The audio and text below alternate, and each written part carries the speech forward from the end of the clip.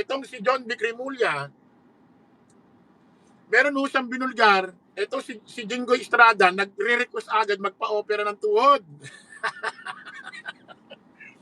Magaling kang ko. Siyempre, magpapa-opera ng tuhod. Siyempre, dadalhin sa ospital yan. Siyempre, tatagal yan doon. Tapos, kunyari, hindi niya kapakaya ilakad. Eh, ang mangyayari niya, hindi dadalhin sa kulungan niya kasi kinakailangan may alalay. Ang mangyayari niya, baka hospital arrest na yan. O, tingnan mo, lagi ka na lang may dinadaing, Senator Jinggoy. Ha? Lagi ka na lang may dinadaing, sir. Tingnan mo to. Pakinggan nyo, ha? Oh. Ha? Pakinggan nyo to, ha? Babasahin ko, ha?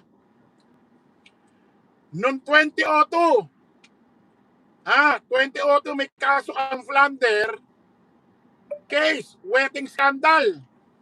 2002. Oh, ano nireklamo mo? Ano dinaing mo? Puwet ni Jinggoy, dumugo uli. Ibabalik sa Makati Med.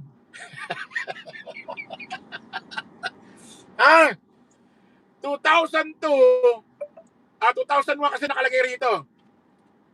2001, tapos 2001 sa nakasuhan ng Flander case wedding scandal. Noong 2002, dumaing ka, yung puwet mo, dumudugo, ibabalik ka sa Makati Med, may nararamdaman ka. Pag kinakasuhan ka, putik, may nararamdaman ka eh. Di ba ninyo? Ano ba sabi mo ninyo? Puwet ni Jinggoy, dumudugo. 2002. 2014, kinasuhan ka ng Flander case. Pork barrel, feed up scam. 2015, dumaing ka. Jinggoy Estrada can go to hospital for shoulder pain. Masakit naman ang shoulder mo ngayon. Anak naman. Ngayon naman 2026, Flander case, flood control scandal. Rimulya says, Estrada weighing option concerned about knee surgery 2026. Masakit naman tuhod mo. Putik, ang dami mong ang dami mong nararamdaman. Ang dami mong nararamdaman pag kinakasuhan ka. Pag wala ka namang kaso, kitang-kita naman, ang lakas-lakas mo maglakad. Sinin nyo nga, laging naanupit yan, di nga nagdudugo. Ang dami mong nararamdaman, sir, pag nakakasuhan ka. Yan ang hirap sa inyo. Pagka may kinakasuhan na kayo, marami kayong nararamdaman. Ngayon, tuhod naman. Lagi kayo. Putik, nasa na ba yung pambansang upuan, yung wheelchair? Nasa na ba yan? Yung inupuan ni Unanong Gloria Macapagal Arroyo, nasa na? Itong mga to, dami yung Ito namang mga minority, mga majority, papansin, inaresto lang si Jinggoy, putik na yan, hindi na nagsipasok. Bendaga, salamat po sa palipad na kulay, hindi na pumasok.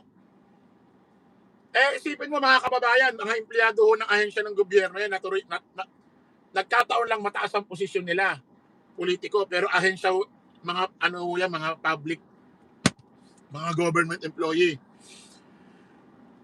Sino nanonood dito taga-government employee? Ikaw, alba nanonood ka, taga-government employee ka. Hindi ka pumasok sa trabaho mo.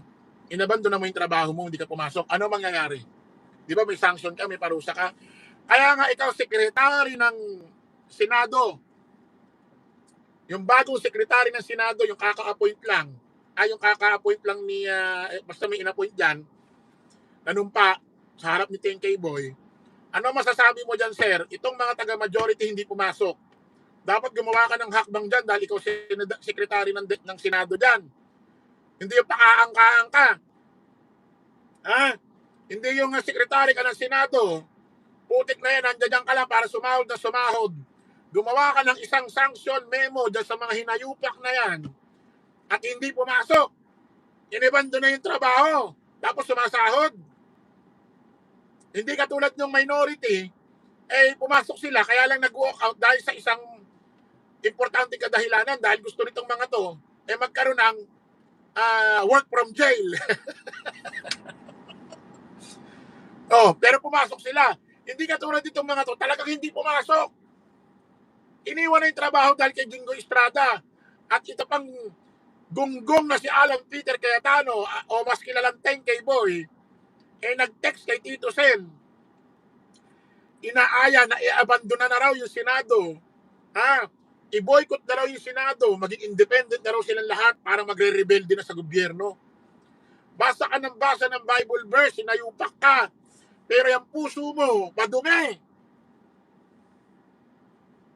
Gunggong na to. Mabasa-basa ka pa ng Bible verse, puti ka, yung puso mo, itim-itim. Kahit kabesaduhin mo Bible verse, kung ang puso mo madumi, wala rin kwenta. Mabuti pa ang mangmang. Mabuti pa ang hindi marunong magbasa. Ha? Hindi, walang alam sa talata ng Bible. Pero ang puso malinis, mas ligtas pa yon kaysa sa'yo, bobo. Tanga-tanga ka.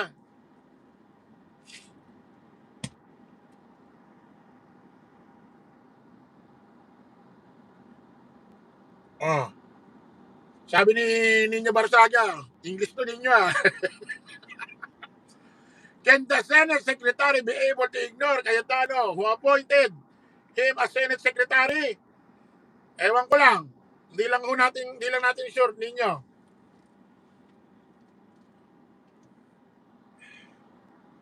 Putik na tong mga to. Isipin mo, di pumasok. As according pa kay Rapi Tulfo, eto si Alan Peter Cayetano o mas kilalang 10K Boy, pinapatay yung internet. Ha? Pinapatay yung internet, pinapatay yung wifi, pinapatay yung aircon. Putik to.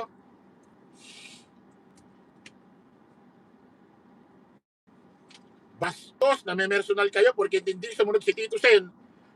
Porque hindi sumunod si Tito Sen na magrebelde, iwan na yung Senado, i-boycott na, siguro nag-utos to si Alan Peter Cayetano. Oh, patayin mo yung aircon dyan, patayin mo yung internet dyan. Tapos basa-basa ka ng Bible verse, ganyan ang utak at puso mo. Kapal lang mukha nito ni Alan Peter Cayetano.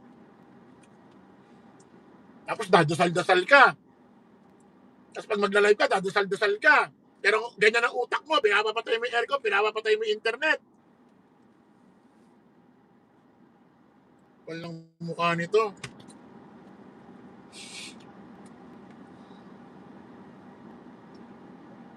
Nakaka-high blood ka.